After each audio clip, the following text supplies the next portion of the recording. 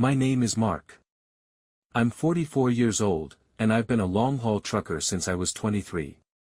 The road is where I've lived most of my life, diesel in my lungs, silence in my ears, and a woman's photo clipped to the dashboard. Her name is Lena. My wife. We met in Reno, of all places, a truck stop cafe where she was waitressing to put herself through nursing school. She had this way of smiling like she knew your story before you even told it. We married fast. Young love, reckless and raw. But we lasted. 18 years, 2 boys, a home in Sacramento with sun-stained porch steps and a half-finished fence I always meant to fix. Lena was simple in the best way, comfortable shoes, no makeup unless we had a date night, and the kind of laugh that made you feel safe. She hated high heels. Hated them. Wore them only twice a year, anniversaries and those rare, sacred nights we tried to feel young again.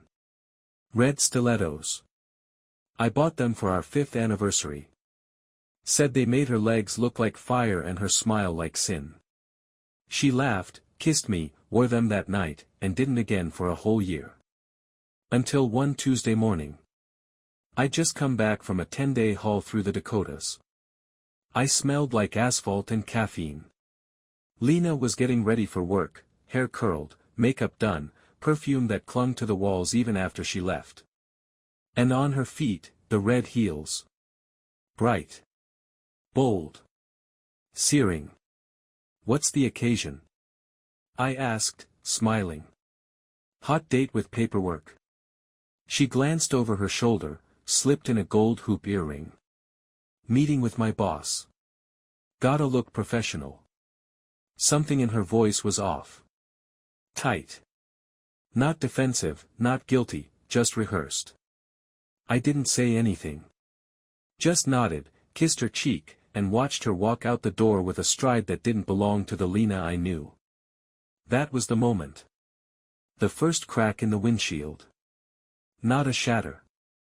Just a line. Thin, almost invisible. But it was there. And it was spreading. The thing about doubt is, it doesn't hit you like a freight train. It seeps. Quietly. Like a slow leak behind drywall. You don't notice it until the paint bubbles and the whole thing caves in. After that Tuesday, I started seeing things I didn't want to see. Lena started coming home later. Not just late, different. A new glow in her cheeks that wasn't blush. A restlessness in her walk, like the ground wasn't enough. Work's a madhouse, she'd say, tossing her purse on the kitchen table, eyes already on her phone. Meetings ran long. Had a late dinner with the team. But then I'd smell her breath and know it wasn't garlic bread or office coffee. It was something else. Whiskey, maybe. Maybe gin. She used to hate gin. Said it reminded her of bad dates in college. I remember one night, maybe a week after the red heels, I'd just gotten back from Flagstaff. Walked in, expecting the boys to be eating frozen pizza and the house to be its usual cluttered chaos. But it was spotless. Quiet. They were gone, at a friend's house, apparently, and Lena was in the backyard, glass of wine in one hand, a blanket over her lap. She looked up at me like I was a stranger. "Hey," she said softly. I stood there in the doorway for a second longer than I should have. She didn't move to hug me. Didn't ask about the road. Just stared through me like I was a piece of furniture she forgot she owned. "Hey," I said back. We sat in silence that night. No arguments. No tears. Just an ocean of distance between two people who used to finish each other's thoughts. It got worse from there. She started dressing up more often. Nails done in colors she never used to like. Once I caught her practicing a smile in the mirror. Not the warm, open one she gave me. This one was smaller. Coy. Designed. She began leaving on Saturdays, said it was yoga with a new friend from the hospital. But her mat was always clean, still rolled up in the closet when I got home. Once, I checked her trunk. No gym bag. Just a gift bag from Nordstrom's with a receipt for cologne. Men's. Price tag still attached. The nights were the hardest. She stopped sleeping next to me. Claimed I snored too much, that her back hurt on our mattress. So she moved to the guest room, and I let her. Told myself it was just a phase. Stress. Hormones. Midlife changes. But I knew. God help me, I knew. One Thursday, around midnight, I called her. She didn't pick up. 5 minutes later, I texted. You okay? The dots showed up. Then disappeared. Then nothing. She came home past 2. Said she'd fallen asleep at Isla's apartment after a girls' night. We drank wine, gossiped, watched that dumb show you hate. But her lipstick was fresh. And her perfume was stronger than usual. I kissed her on the cheek and it smelled like regret. She turned away when I touched her. I started keeping a journal. Not for revenge. Just to stay sane. Every detail, every shift in her schedule, every lie too small to confront. I filled pages with little things. Her passwords changed, she wore earrings to work again, she shaved on Wednesdays, she bought new sheets for the guest bed. I didn't know what I was becoming. A husband? A ghost? A man writing his own disappearance? One night, I woke up in a cold sweat. I'd dreamed she was with someone else. Not just with him, happy. Laughing in that old way she used to with me. I could see her in the dream, barefoot on a balcony, a silk robe slipping down one shoulder. Her eyes closed, her lips parted, her body relaxed. And I was watching from the street. Helpless. I got out of bed and checked the driveway. Her car wasn't there. I waited on the porch for 2 hours. She didn't come home until dawn. When she saw me, she flinched. Like I'd caught her stealing. You're up early, she said. I said nothing. Just nodded. She walked past me into the house, her heels clicking on the concrete. She didn't ask why I was sitting outside. Didn't ask if I was okay. And that told me everything I needed to know. After a while, we stopped pretending. No more Sunday breakfasts. No more birthday cards with handwritten notes. No more soft laughter under the covers or calls from the road where she'd whisper, "Miss you, baby. Drive safe." Those things disappeared, quietly, like smoke slipping through a window. What replaced them was colder. Quieter. A version of marriage where the only thing we shared was a roof. I tried to keep us together. I planned a weekend trip up to Mendocino, where we used to go before the boys were born. I booked the same inn, the one with the little porch swing and ocean view. I even arranged for my brother to watch the boys. When I told Lena, she didn't even look up from her phone. That weekend, she asked flatly. Yeah, I said, forcing a smile. Figured we could use the time. Just us. She hesitated for a beat too long. Then shrugged. I've got plans with Kira. Spa day, I think. Maybe we can do something next month. Next month. She said it like we had time. Like time hadn't already slipped between our fingers and hardened into silence. I stood there in the kitchen, nodding, feeling the air change between us again. I don't remember what I said after that.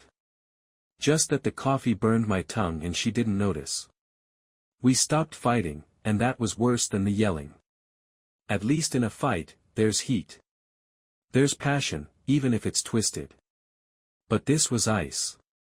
She'd come home, slip off her shoes, and disappear into the guest room. I'd hear her laugh sometimes, muffled, private, and I'd wonder who she was talking to. It wasn't me. Not anymore. I asked her once, maybe 3 weeks after the failed trip, if she still loved me. We were sitting in the living room, both pretending to watch TV. The boys were at a sleepover, and the house felt cavernous in its quiet. I turned down the volume and asked her straight. "Do you still love me, Lena?" She didn't look at me. Didn't smile. Just stared at the screen for a second longer than necessary. "I don't know," she said. 3 words. And they landed like a hammer to the chest. Not no, which would have been easier. More honest. But I don't know, that's a sentence soaked in cowardice and truth all at once. It meant she hadn't loved me in a while. It meant she was already gone in every way that counted. I didn't sleep that night. Sat on the edge of our bed, watching the shadows shift across the walls. I thought about the way she used to hold my face when we kissed. The way she'd steal fries off my plate and giggle like a kid when I tried to stop her.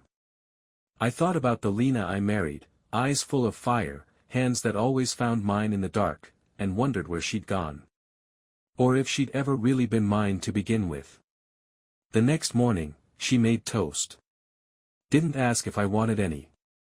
Just ate it at the counter while checking her texts, the screen lighting up over and over again. I watched her from the doorway, half hoping she'd feel me looking and meet my eyes. Say something. Anything. But she didn't. And I realized something strange. I didn't miss her as much as I missed being wanted by her. That soft gravity she used to pull me in with. The certainty that I was enough.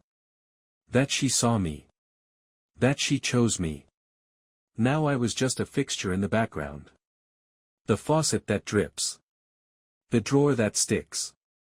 A problem she tolerated because solving it would take more effort than silence. We still went to the boys' soccer games. Sat side by side. Clapped when they scored.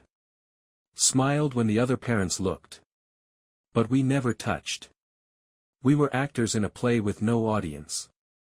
Madison, our daughter, our youngest, saw it. She was 15, and old enough to know that love doesn't just disappear overnight. She asked me once, "Did you do something to Mom?" I shook my head. "No, honey. At least. I don't think so. She's just different," she said.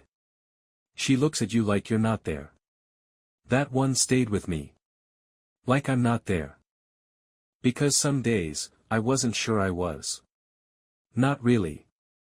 I started working longer routes. Volunteering for overnight runs, even back-to-backs. I'd rather sleep in the cab of my rig than in that cold bed where love used to live. I kept a photo of Lena in the glove compartment, one from years ago, before the kids, before the silence. Some nights I'd take it out, trace the smile with my thumb, and wonder how many versions of her I'd lost between then and now. And slowly, it stopped being about saving us. It became about surviving me. There's a specific sound a heart makes when it breaks, not metaphorically, but in real time. It's quiet, internal. Like the slow splitting of green wood under too much pressure. You don't hear it with your ears. You feel it in your bones. In your breathing. And you never forget it. Mine broke the night Madison turned against me. I had just gotten back from a week-long haul through Wyoming, blizzards, closed passes, frozen breath on the inside of the windshield. I was bone-tired, fingers still stiff from the wheel, when I walked through the front door and found Madison waiting at the kitchen table. Lena wasn't home. Madison didn't look up from her phone when I walked in. She barely spoke anymore. Not to me. She used to run into my arms when I came back from a trip. Now she hardly blinked. "You doing okay?" I asked, dropping my duffel near the door. She shrugged. "I guess." "Where's your mom?" Another shrug. Out. Out. That word again. It had become Lena's excuse for everything. Out. As if there was nothing more to say.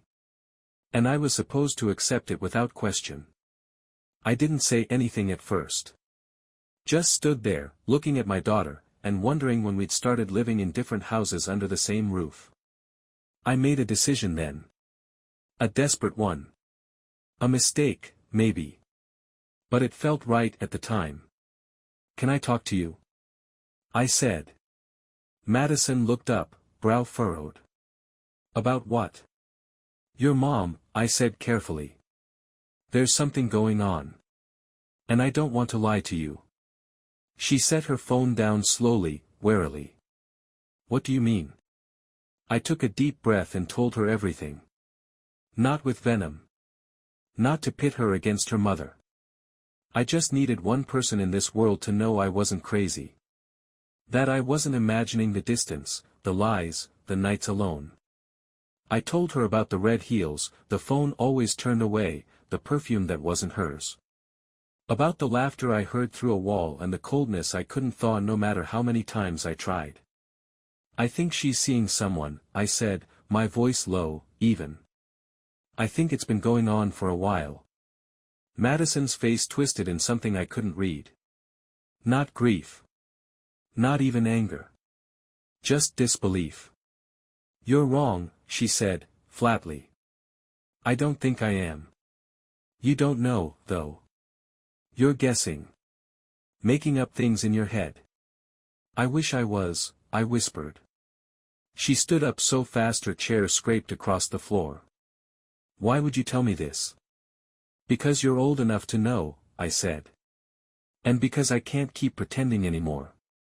Madison stared at me for a long moment. Her eyes looked too much like her mother's. Same shape. Same burn behind them. I'm telling her you said that. I blinked. What? I'm telling her, she repeated, jaw clenched. You don't get to talk about her like that behind her back. I'm not, Madison, listen to me. But she was already gone. Storming upstairs, slamming her bedroom door hard enough to shake the frame. And just like that, the last tether I had to my family snapped. Lena came home late that night. I was still awake, sitting in the living room, the TV off, the lights low. She walked in like nothing had happened, hung her keys on the hook, and saw me. Her eyes flicked to the staircase. She told me. I nodded slowly. Lena crossed her arms. So you're turning her against me now? No, I said. I just told her the truth. Her lip curled, the smallest, cruelest smirk. No, you told her your version of it. What's my version, Lena? That my wife doesn't come home anymore. That she lies to my face. That she smiles at someone else the way she used to smile at me. She didn't answer. Just stood there. Unmoving. Untouched by any of it. Then came the hammer blow. I want you out, she said. You're making this house toxic. I laughed, bitter and hollow. You're kicking me out. I talked to a lawyer. Said I have grounds for a restraining order if I need to. The air left my lungs. You're serious. I'm protecting our daughter. Protecting. From me. And in a blink, I became the villain in their story. She told Madison I was unstable. Said I'd been snooping through her things, accusing her without evidence. Claimed I'd started yelling, said I was paranoid. I'd never raised a hand in that house. Not once. But truth didn't matter. Lena controlled the story now. A week later, papers were filed. I was ordered to vacate the house. I packed what I could in silence. Lena didn't look at me. Madison stayed in her room. I remember standing in the doorway before I left, one hand on the frame, one foot in the world I used to belong to. And I looked back, just once, at the kitchen. At the chair where I used to drink coffee while Lena cooked eggs. At the counter where Madison did her math homework. At the life I'd built with my bare hands, turned to ash. They didn't say goodbye. And I didn't beg. I wish I could tell you I walked away with grace, head held high, dignity intact. But that's not how it goes when the people you love most rewrite you into something monstrous. I didn't recognize the man in the mirror those first few weeks. Eyes ringed with exhaustion. A beard I hadn't trimmed. Clothes that no longer smelled like home. I rented a room above a tire shop off Highway 12. Small place. Peeling walls, a mattress that sank in the middle, and a window that overlooked nothing but a rusted fence and a graffitied dumpster. Still, I paid my rent in cash. Quiet. Unnoticed. The way a man does when he no longer knows where he belongs. I tried calling Madison once. Just once. She picked up, but the silence on her end was louder than any scream. "Hey," I said softly. "Nothing. I just wanted to say I love you. No matter what your mom says. No matter what you think you know. That part's never going to change." She didn't say goodbye. Just hung up. I stared at the screen for a long time after that, thumb hovering over her contact, fighting the urge to call again. But I didn't. I wouldn't beg my daughter to believe in the father she'd grown up with. She had to come back on her own. If she ever did. And then, when I thought I'd lost everything, Carla happened. She worked the night shift at a diner up the road. The kind of place that never closed, where the coffee was always burnt and the jukebox played songs nobody chose. I'd go there after my delivery runs, just to be somewhere warm. She always brought my order without asking, black coffee, side of toast, eggs over hard. She didn't ask questions. Just noticed the way I flinched when someone raised their voice. Noticed the ring-shaped tan line on my finger. Noticed how I always sat facing the door. One night, she slipped a slice of pie onto my table. "On the house," she said. "You look like you could use something sweet." I looked up, met her eyes for the first time. They were soft. Tired. The kind of eyes that had seen pain and didn't look away from it. "You don't even know me," I said. She shrugged. "You don't have to know someone to see they're hurting." That night, I stayed until close. We didn't talk much. Just sat. And in that silence, something in me settled for the first time in weeks. I started coming back more often. Not just for the coffee. She started sitting across from me on her break. We'd trade stories, quiet ones. She was divorced, no kids. A brother she hadn't spoken to in 5 years. She kept a garden behind her apartment and talked about tomatoes like they were people she was trying to raise right. Her hands were rough from years of dish soap. Her laugh came in bursts, surprised, like she wasn't used to feeling joy. She wasn't Lena. And maybe that's why I started healing. With Carla, I didn't have to defend myself. I didn't have to pretend I wasn't shattered. I could be the man I was now, not the one everyone thought I used to be. And for the first time since the world tilted, I stopped asking, why me, and started asking, what now?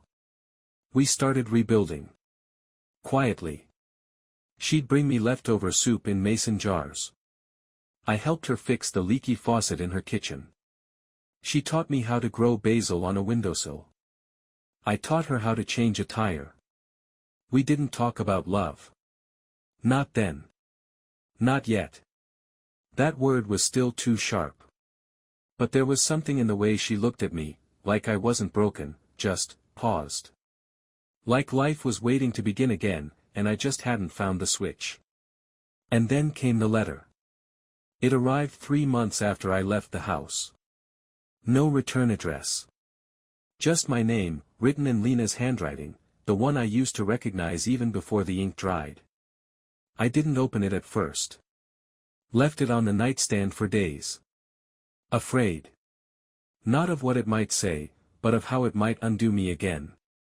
But curiosity always wins, eventually. Inside was a single page. No greeting. No sign-off. Just this. You were right. About everything. About David. About the lies. About what I became. I didn't mean to lose myself, but I did. And I dragged you with me. You didn't deserve it. Neither did Madison. She's starting to see through the version I gave her. I know you won't forgive me. You shouldn't. Just know, the price is paid in full. I read it twice. Then a third time. And then I realized what it really was, a confession. Not to the courts. Not to a therapist. But to me. The man she once promised forever to. The man she erased. I didn't cry. I didn't scream. I just sat with it. Let the silence stretch around me. It was over. Really, truly over. And for the first time, I didn't feel ruined. I felt released. You think when it finally happens, when the truth arrives, fully formed, inked and undeniable, that it'll feel like vindication. Like a weight will lift. Like clarity. But that's not how it felt when I read her letter. It felt like standing in a burned-out house, finding the matchbox on the kitchen floor. The fire's long gone. The damage already done. But there it is, the proof, blackened and damp, confirming what your gut always knew, this didn't happen by accident. The affair had a name now. David Bennett. Her boss. Of course it was him. I'd met him once, briefly, at a hospital charity event. He'd shaken my hand with that kind of too-firm grip men use when they want to assert something they're not saying aloud. Smiled too long at Lena. Knew too much about her schedule. At the time, I chalked it up to professional familiarity. But that night, when she told me to stop being jealous, I remember the way her voice curled, half pity, half warning. The affair started months before I noticed. Business trips. Overnights in Walnut Creek. Meetings that ran late. That's when she began wearing perfume again. That's when she bought the new phone. That's when she started drinking green tea instead of coffee. He was into health, she once mentioned in passing. At the time, I didn't realize she was becoming someone else, someone meant for him. But the letter, it didn't just confess. It apologized. Not in the way that begs for forgiveness. In the way people do when they know it's too late. You didn't fail me. I failed you. I kept telling myself you didn't see me anymore. That I was invisible to you. But the truth is, I stopped seeing myself. And David didn't love me. He loved the version of me I invented for him. That line, he didn't love me, hit harder than the rest. Because it was true. He loved the thrill, the secrecy, the stolen hours in some rented space. But he never loved the real Lena. Not the way I did. Not the way I still did, even after everything. That's the twisted part of betrayal. The love doesn't die the moment the truth arrives. It lingers, like smoke in your clothes long after the fire's gone. You want to scrub it off. You want to forget. But part of you still aches for the person they were, before they chose someone else. After the letter, things changed with Madison. She started calling again. First just to check in, then to ask questions. Quiet ones, unsure. Dad, did you know about David for a long time? Why didn't you tell me sooner? I didn't answer those directly. Some truths don't need retelling. Instead, I said, you're old enough now to see things on your own. And I'll never lie to you. We met for coffee one morning, neutral ground. She looked older than I remembered. Not in a bad way, just more grown. There were shadows under her eyes, a stiffness in her smile. She carried the weight of knowing too much too soon. But when she hugged me goodbye, it felt real. Not out of guilt. Not out of habit. Out of love. Lena didn't reach out again. Not after the letter. Not even when Madison moved in with me 2 months later. I think she knew there was nothing left to salvage. Some bridges, once burned, don't leave even ashes behind. And yet, I didn't hate her. Strange as it sounds, I pitied her. Because in chasing something new, she lost everything real. It's quiet now. Not the kind of silence that follows a slammed door or an unfinished argument, but a different kind. A healing silence. The kind that settles in after a storm has stripped everything bare and the world, somehow, feels more honest. Madison lives with me full-time now. She's 17. Drives her own car. Leaves mugs half full on the counter and forgets her wet towels on the banister. But when she laughs, really laughs, it fills the house in a way it hasn't in years. There's weight to her joy now. She's learning to trust again. And I see it every time she reaches for my hand, just to hold it. Every time she says, "Love you, Dad," without waiting for me to say it first. The road still calls to me. I still haul. Still watch the sunrise through bug-smeared glass at 70 miles an hour. But now, there's something to come home to. Not just a house. A life. Something real. And Carla, she's still around. She never tried to fill a role that wasn't hers. Never forced her way in. She came over last Thanksgiving with a tray of sweet potato casserole and a nervous smile, unsure if Madison would accept her. But the two of them stood in the kitchen peeling carrots and trading stories by the end of the night. Watching them laugh together was like seeing a broken window finally repaired, light streaming in where there had only been draft before. I don't know what Carla and I are, exactly. But I know what we're not a rebound. We're not built on need. We're two people who've been hurt, and who still chose to offer kindness anyway. That feels like something worth building on.